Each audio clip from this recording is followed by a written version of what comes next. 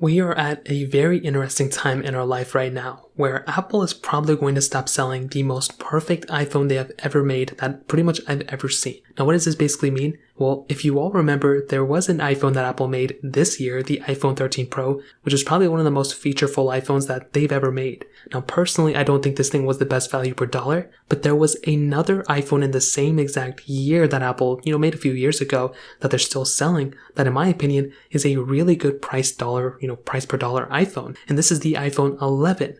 Now, with this specific device, this is another very interesting price point because at $499, this is a pretty good value for a brand new iPhone. Now, you can definitely buy, probably an iPhone 11 Pro in the used market for about the same price, but if you have to go brand new, this is a very solid option. Now, why is this iPhone even being dragged in with the iPhone 13 Pro? Well, as we know from Apple's past years of experience, they will typically keep a few iPhones of their current lineup and they will drop a few iPhones of their current lineup. So basically this year, Apple will go ahead and pretty much drop support and just drop the iPhone 13 Pro and the 13 Pro Max. It's expected they're going to keep the 13 and 13 mini, but on the other hand, on the lower end of things, Apple is probably going to drop the iPhone 11. So they are going to go ahead and not only get rid of the most perfect phones they've ever made, the 13 Pro and 13 Pro Max, but they are also going to go ahead and drop the iPhone 11. And most probably the 12 mini is going to take that iPhone 11's price tag, and that is going to be a very, very weird thing. To go from one of the best perfect iPhones Apple has ever made to now basically going to a iPhone 12 mini that is arguably one of the worst iPhones Apple's made in the last few years.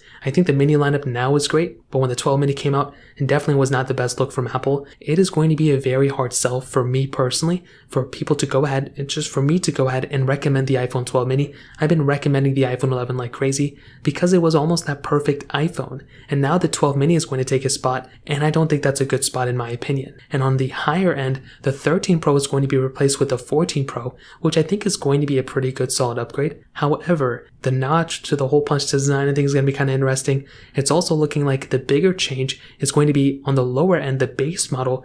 It's looking like that's going to also have pretty much the same chipset as the year before of the Apple A15 that's inside of the iPhone 13 Pros. So this is another massive change that's happening too. And I say that to say Apple is not only going to stop selling the most perfect iPhone they've ever made on the higher end, but they will also go ahead and stop selling the most perfect iPhone they've ever made on the lower end as well. On the lowest tier iPhone now, we're probably going to be getting that $429 iPhone SE2, that $429 iPhone SE3, and a $499 iPhone 12 mini. Then we'll get a $599 iPhone 12, and then on the higher end, it's looking like $1099 for the 14 Pro, and the $1199 for 14 Pro Max. So I'll keep you guys updated what I think, but it's pretty crazy what's going on right now. If you have any other thoughts or questions, let me know in the comment section below. Hit the like button, that would mean so much, but definitely hit that subscribe button.